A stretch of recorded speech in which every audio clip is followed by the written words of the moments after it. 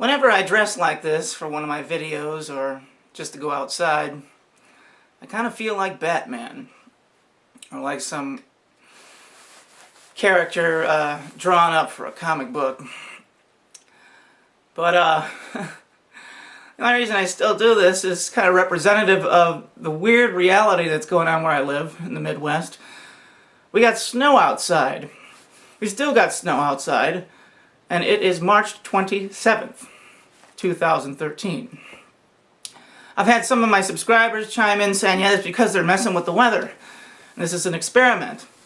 And it's still, 29 degrees outside because they've learned how to make it wintertime and summertime in the event that we rise up against them and they can just put on a deep freeze and do all kinds of things to stop us. Wow. That might be the truth. But I'm holding to this idea that might not be true because of how they're acting about guns. If they had all these other options, they wouldn't be going after people's personal little handguns and things like that. The gun control legislation that has been falling into Congress to approve has just been like a waterfall. And you ask yourself, why are they doing that? And they've had all these staged events where children have been shot, They'll never have someone raiding a nursing home, It's always kids. It's like, okay, old people or kids? Which one will tug the heartstrings? You notice unilaterally it's kids. And Obama gets on his, press statements with kids behind him and all this dramatic stuff just to emphasize the drama. So, yeah, all the while he's killing kids. He's killing kids. Barack Obama is killing kids. All over North Africa and the Middle East. Thousands of kids dead because of him. And we got to deal with these staged events on the mainstream media that didn't happen. Where these kids were never even alive in the first place. They're fictitious names, and so no one died. Just because they want to disarm the country. It's like, why would they want to disarm the country? And they're just making these little incremental arguments about how many bullets in the magazine. Why do you need 10 bullets? Well, I need 10 bullets in case 10 people come in my house. Now, even though I might look like it based on how I'm dressed, I do not own a gun. I never have. I think I could shoot a gun. Yeah. But I do respect that it takes practice, and the people that know how to do it are, they should be commended for the skill. Even in the armed services, they have the marksman contests, and some people are better than others. Even trained people aren't that good. Same thing like with the argument with 9/11 pilots. Just because you're a pilot doesn't mean you can do this. These people that were given simulator and examples to television stations say, well, this is what it's like to fly a plane at 500 knots. I couldn't do it. To hit a building that's this wide. They're like, well, the plane would start to shake and the plane would turn upside down and you'd miss the building, even if you were a trained pilot. That's why it's ridiculous, this idea that the 19 Arabs took the planes. Anyway, okay, back. The guns. They want the guns because they know you still have a chance to take them out. The Second Amendment was put in place not to defend your house from burglaries and the individuals on the street breaking in.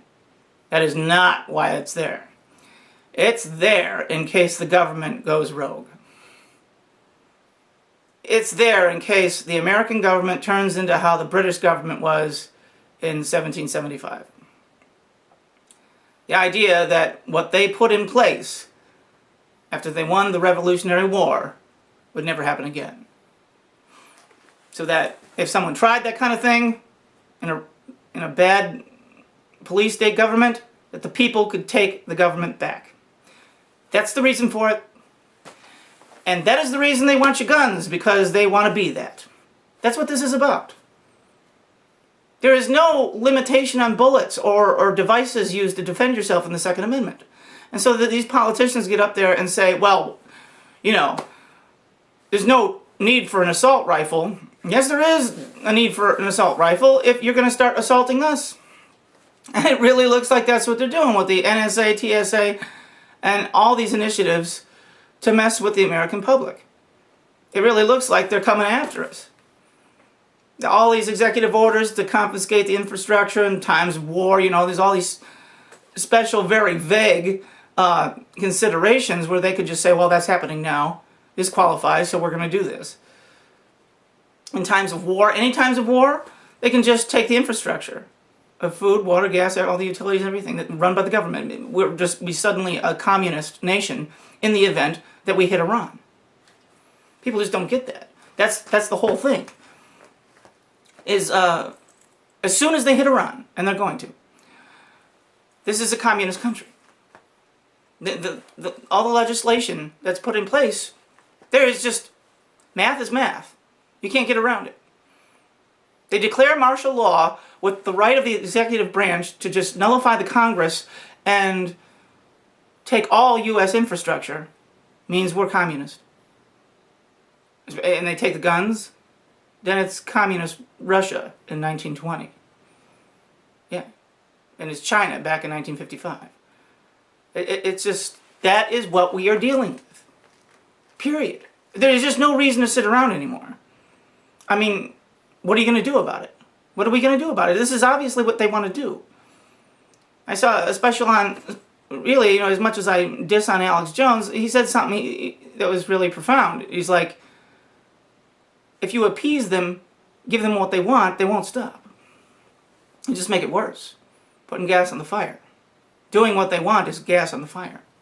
That's my little addition. He didn't say gas on the fire. But, yeah.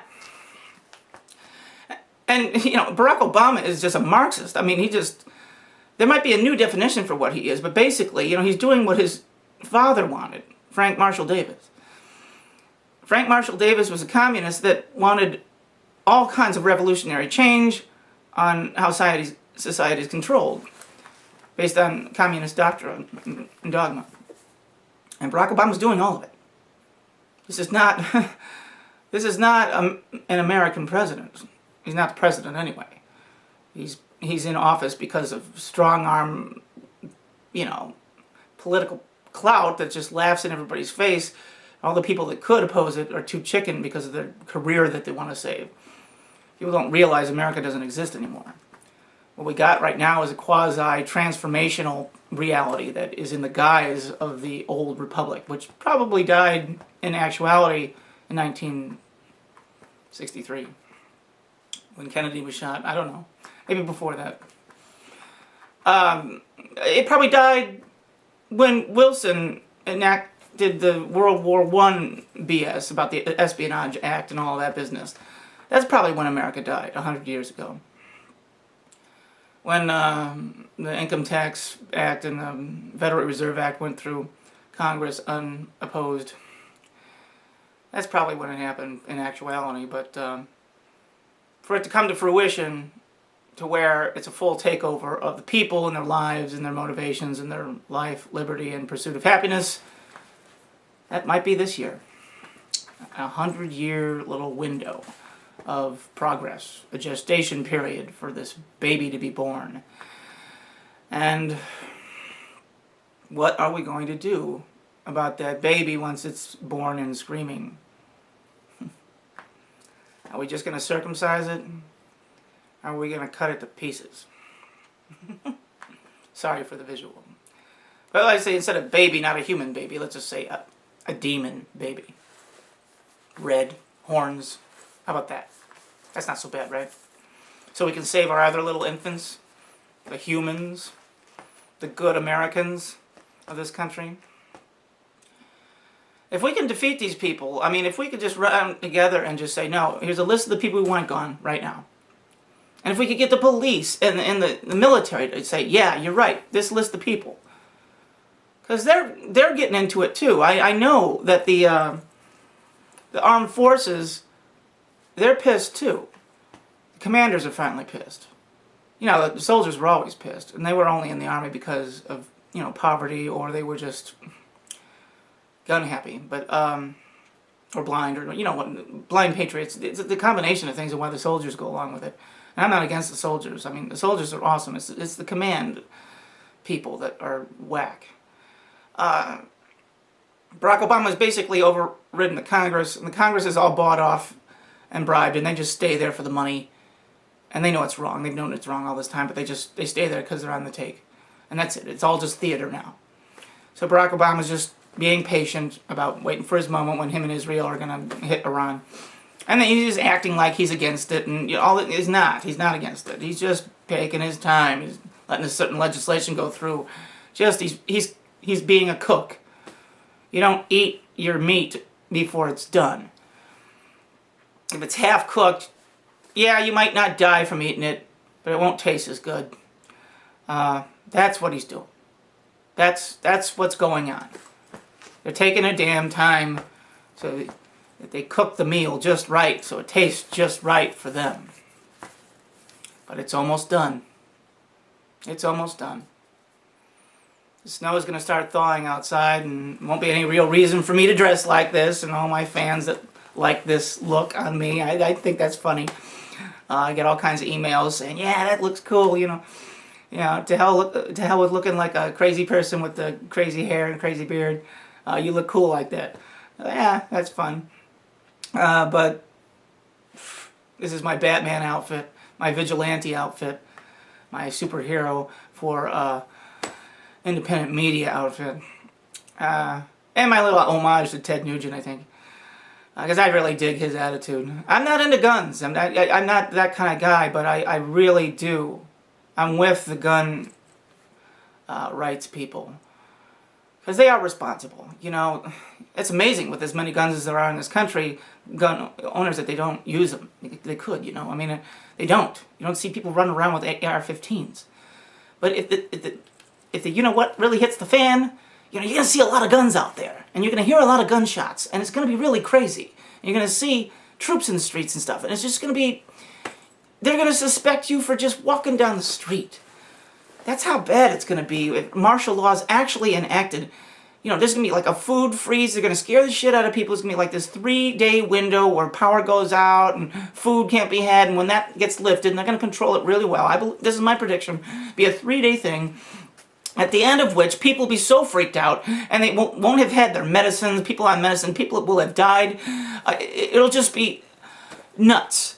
People's houses will have been looted. There'll be riots everywhere. And when the government comes back online and says, "Hey, okay, we got it under control," everybody will be subservient.